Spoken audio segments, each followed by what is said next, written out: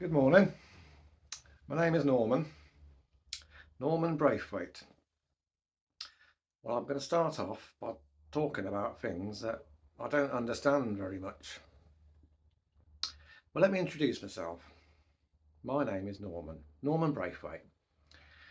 My dad's called Norman and my mum is called Norma. And my son's called Norman. And my daughter is not called Norma. We decided to call her Ellie. Well, anyway, we live in Huddersfield. We've always lived there. And I grew up in Huddersfield because I've always lived there. You'd expect that, really, wouldn't you? I mean, I don't like to say grow up because I didn't just grow up. If I just grew up, I would be as thin as a baby and tall as a man. So I grew in Huddersfield. Well, my dad was a miner and his dad was a miner.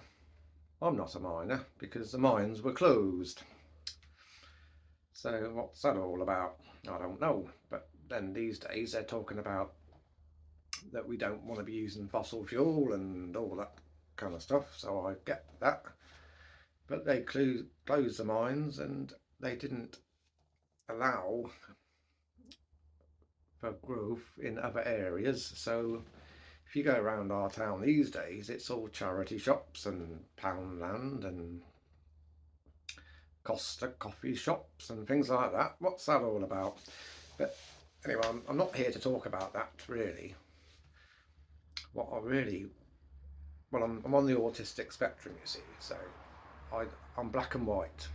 Things either make sense or they don't. And you know what didn't make sense to me this morning? Turned on the telly. Yep, turned it on. And there was a TV program for kids. And it was motorbikes, little motorbikes. You know what? They didn't have any riders on them. And they had little faces on the motorbikes. And they were going around like motorbikes do. But there was no one holding handlebars.